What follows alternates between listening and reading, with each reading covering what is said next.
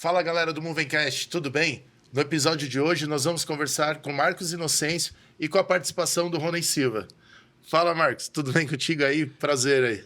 Cara, obrigado. Antes de mais nada, obrigado pelo convite, pela oportunidade de estar com vocês, dessa história enorme de vocês e, para mim, só engrandece estar aqui nesse trabalho de vocês. Legal. Obrigadão aí por aceitar o convite. O grande propósito aqui que a gente tem no Movencast é trazer experiências reais de pessoas que de fato fizeram transformações, que de fato fizeram empreendimentos, né, de resultado aí ao longo da carreira, para que possa servir de referência para a galera se inspirar. Então, acho que esse aí é o propósito aí Acho que é nesse sentido que nós vamos explorar aí nosso bate-papo de hoje. Bora, vamos lá explorar. Eu dei uma olhada, né? Eu não exploro demasiadamente, até para ter a surpresa, a gente ir discutindo aqui. E me chamou a atenção que você teve uma longa jornada, né, dentro da iPharma, e que me parece que é uma história não só grande e completa na questão do tempo, mas imagino também de oportunidades, de temáticas e de momentos de negócio, momentos da indústria. Como que você enxerga esse cenário todo em relação a essas temáticas aí? Realmente foi uma jornada bastante longa, né? Bastante edificante. Foram 24 anos, né, na companhia. E ela começou com um tom de empreendedorismo, né? Porque eu vinha de empresas, talvez as maiores que existem no Brasil, no mundo, como eu trabalhei na Andersen, trabalhei na General Motors, Chase, Monsanto, né? E estava no Carrefour, particularmente em Paris, num assignment que eu estava lá, e de repente me apareceu a iPharma no sentido de, pô, você não quer vir trabalhar com a gente? E foi bastante interessante, porque, pô, legal, o que tem, né? Qual que é a proposta? Estamos começando o negócio e estamos precisando de gente, você foi muito bem indicado, gostaria de contar com você. Pô, e quanto ganha? Aí, quando disseram o salário, era 30% a menos do que eu ganhava. E benefício? Não tem nenhum ainda, a gente só está começando. Onde fica? Em Barueri. Falei, eu tô em Paris, ganho 30% a mais, tem um monte de benefício. Será que esse cara tá... pegadinha? É pegadinha, né? É uma pegadinha, tem alguma câmera escondida, né? E falei, olha, pela racionalidade, talvez eu não devesse aceitar, mas tô sentindo que esse é meu momento, né, de mudança. Vou arrumar minhas malas aqui em Paris e vou para Barueri. Porque eu entendi que o mundo corporativo nas grandes, né, corporações, ela tem um script pronto na grande maioria das vezes, né? Você é mais um entre tantos, as empresas são enormes, né? E eu achei que estava na hora de eu ser mais protagonista, de eu poder ter mais participação ativa. E falei, de repente, essa é a minha oportunidade. E fui.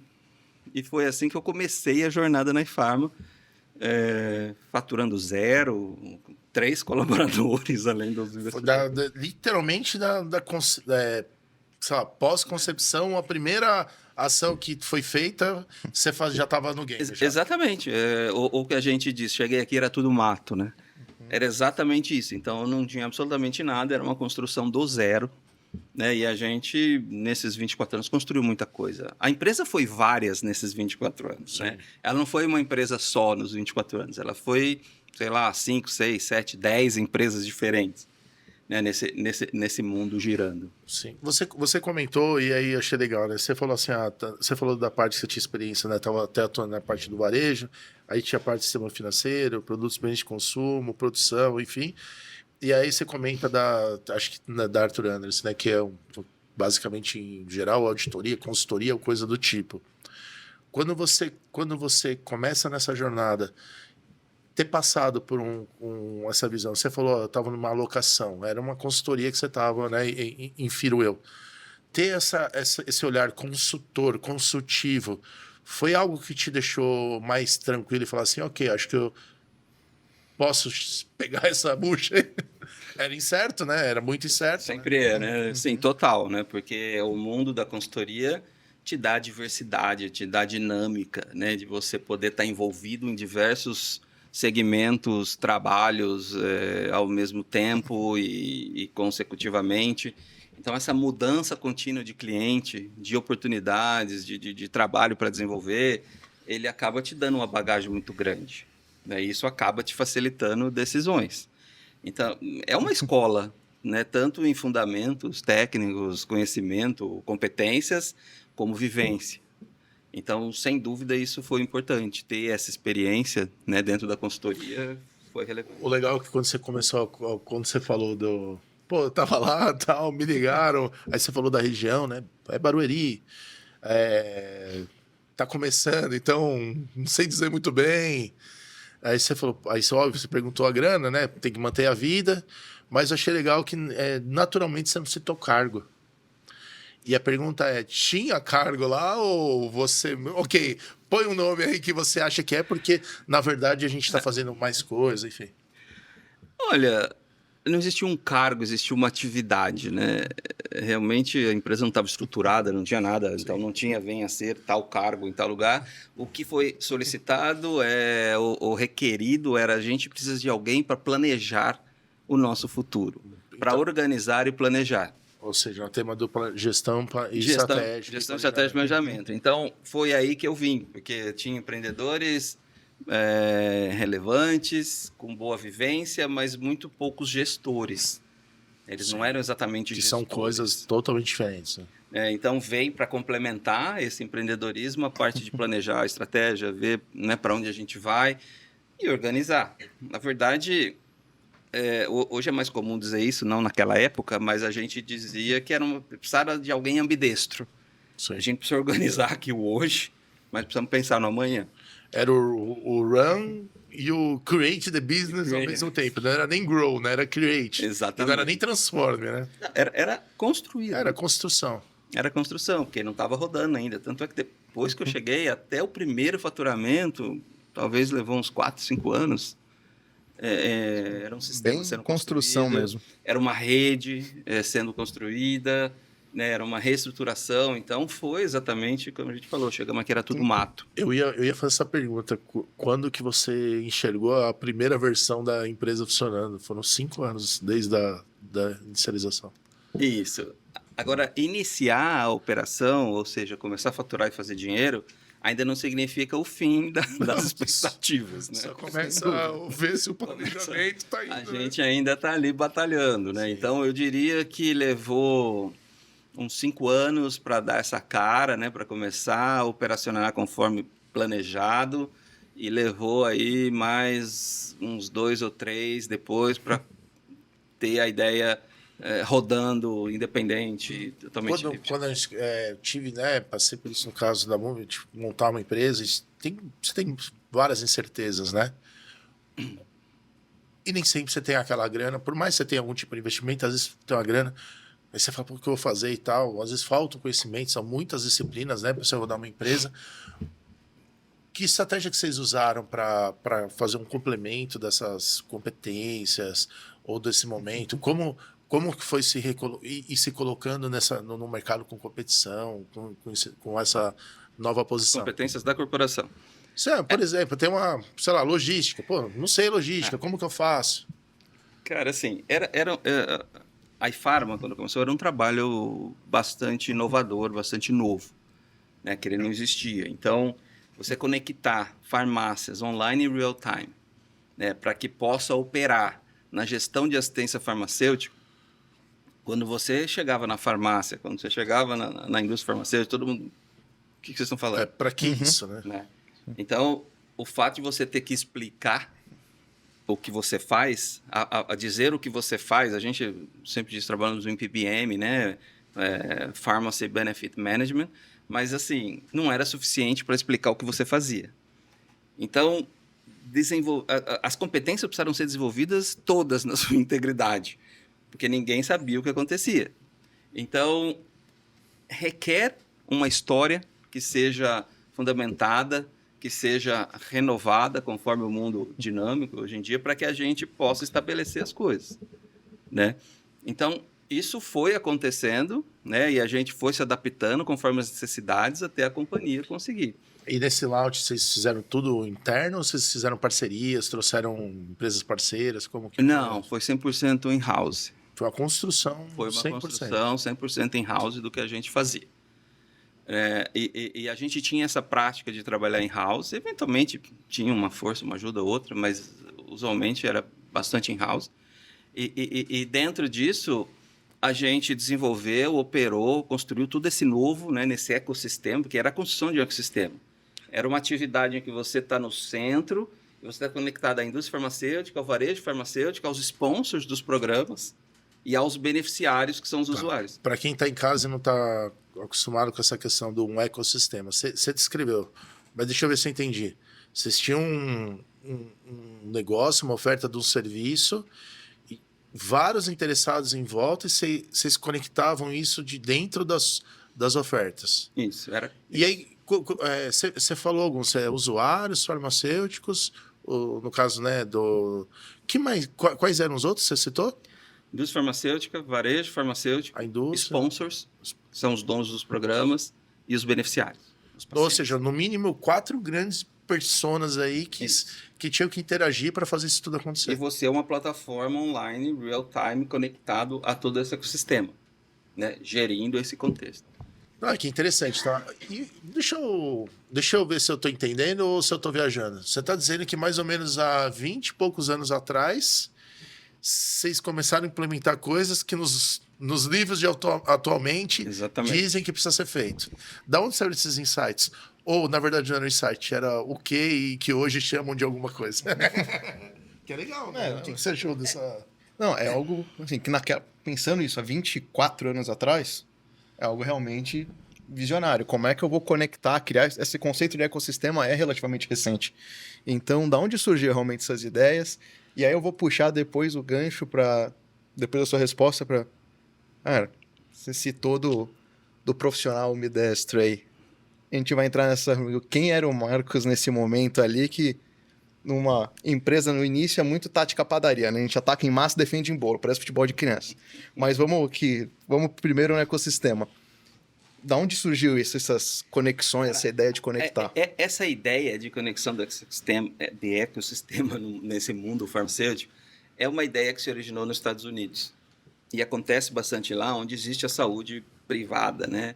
Diferente da Europa, que ela é toda governamental. Então, existia algum conceito assim, e a ideia veio de lá, e aí precisou, sim, ser tropicalizada, como a grande maioria das coisas. Então, esse insight veio de lá, né? Agora, a tropicalização, o tempo para colocar isso em pé, que não foi tão simples assim, aí foram das competências locais para poder... E vocês lidaram muito com questão de regulamentação? Sim, a regulamentação, como a gente não era o vendedor, a gente é o gestor disso tudo, então eu não estava exatamente condicionado, né, à regulamentação, mas a gente também não pode ter atividades que ferem a regulamentação, embora não seja responsável. Então, sim, precisava observar a regulamentação, assim como a regulamentação fiscal, né, para dispensar esses medicamentos e dentro das normas reguladas, né. Então, isso sim, foi extremamente necessário, né? O ambidestro em que você diz que a gente era, é assim, eu acho que quando você está numa startup, a gente nem falava startup naquele tempo ainda, mas quando a gente estava numa startup, a gente é meio que tudo, né? Então, as competências são requeridas para tudo. Eu entrei com planejamento e tal, mas eu tive que trabalhar na estrutura de logística desses medicamentos, como repor as farmácias, como obter na indústria farmacêutica e levar até... Como que a gente vai reestruturar ou estruturar esse sistema para que isso aconteça? Como é que a gente trata os reembolsos desse ecossistema todo? E teve clientes que eu praticamente vendi, fui pós-venda. RH, né? Contratar. Jurídico. A gente acaba se envolvendo. Acho que isso é natural dentro de uma startup, né? As pessoas se envolvem dentro das áreas que a gente atua. Esse perfil é o Modesto que fala isso? Esse perfil... porque eu não sou muito bom desses termos aí. Mas esse perfil, né? Mais generalista, vamos chamar considerando isso que você está comentando, você acha que é o que as empresas hoje buscam nos profissionais aí de liderança? Eu acho. Eu acho que a ambidestria é muito importante, muito relevante neste mundo atual, porque a roda está girando e ela não pode parar. né? O que está acontecendo, ele precisa continuar acontecendo. Ao mesmo tempo em que eu preciso inovar, porque se eu não inovo, eu fico para trás, né? Existe... A única forma hoje de você evoluir é você crescer, né? E para crescer, você precisa inovar.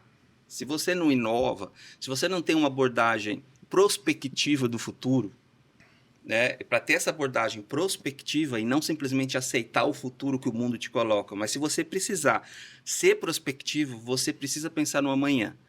Ao mesmo tempo que eu não posso perder o hoje. Então, eu preciso fazer o hoje rodar, preciso garantir o pão aqui do hoje, né? Não posso perder a mão sem deixar de pensar que eu preciso ser prospectivo, né? Então, ter essas duas coisas ao mesmo tempo, entendo essencial e acho que sim, que é o que o mercado busca hoje nas competências de um profissional. Legal, porque até olhando sua passagem aqui, estou olhando a minha colinha, você entrou como planejamento, ou seja, eu estou começando a olhar lá para frente.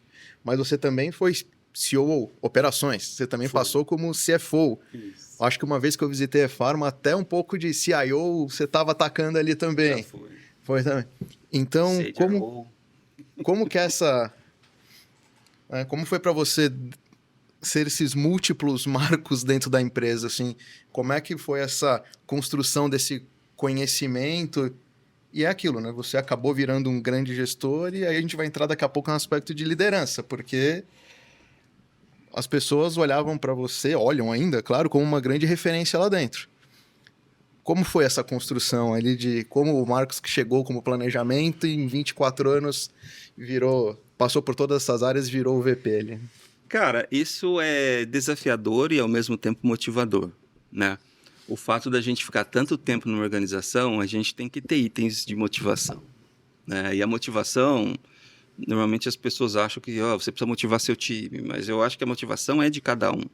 Então, cada vez que vinha um desafio desse, uma oportunidade de desenvolver e construir uma área, né? Ou reformular uma área, ou construir, enfim, dependendo do momento, isso é motivação inteira, entendeu? Você fala, pô, vou debruçar aqui, vamos para cima e vamos reconstruir isso. É onde você aceita 30% a menos do salário. Né?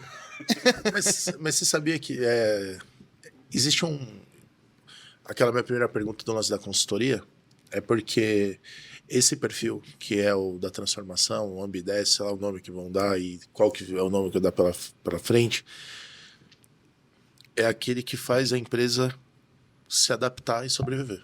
Total. Pô, aí o Gartner é o Run, Grow e Transforma. O empreendedor mano, faz aí que a gente precisa. Outro lugar fala de outro jeito. E para quem tem o DNA de empreendedor, cara, isso aí é o mar da felicidade, né? O mundo gira e se você não se adaptar, você tá morto. Né? Até porque se você ficar fazendo igual lá, podia dar um BO, né? Isso, a gente adora falar em focar em dor, né, do cliente e tal, só que a dor do cliente, ela não é estática.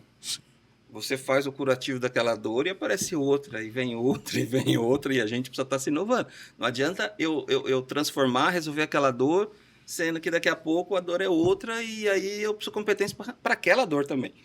Então, essa adaptação é essencial, ela é fundamental, caso contrário, você morre, você não cresce. Você né, então você era vamos dizer assim, acho que não no termo talvez legal, mas assim no termo prático, você foi um co-founder de uma empresa aí, né? Você estava lá desde que começou, sim. Né?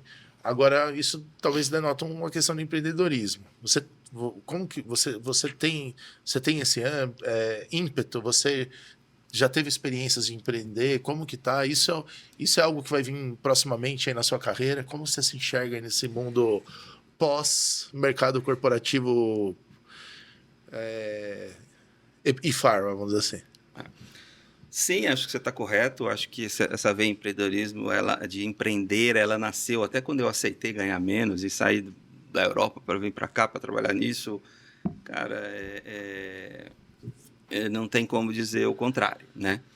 Isso realmente me encheu, né? Me motivou em entender que chegou a hora que talvez seja o momento do meu próprio empreendedorismo, né? Assim, entra vários conceitos aqui dentro, mas um deles é assim, chegou o momento em que eu olho para mim e falo, cara, o que me trouxe até os 50 não vai me levar até os 70. E para isso eu preciso me recriar. Eu preciso... Não é tempo de recreação, é tempo de recriação, né? E dentro desse contexto, o que vai me levar até os 70? E aí, dentro desse contexto, eu acho que tem algumas linhas que eu acho que vai me levar até os 70, que eu estou trabalhando nela, mas uma delas é ser o empreendedor do meu próprio negócio. Então, eu sou co-founder, ao pé da letra, estou começando a atuar como managing partner, um nome que eu estou dando aqui, de uma startup que a gente acabou de montar, né, que é a People. A People é uma empresa que vem para ser gestora flexível de benefícios. E a gente começa a atuar dentro disso.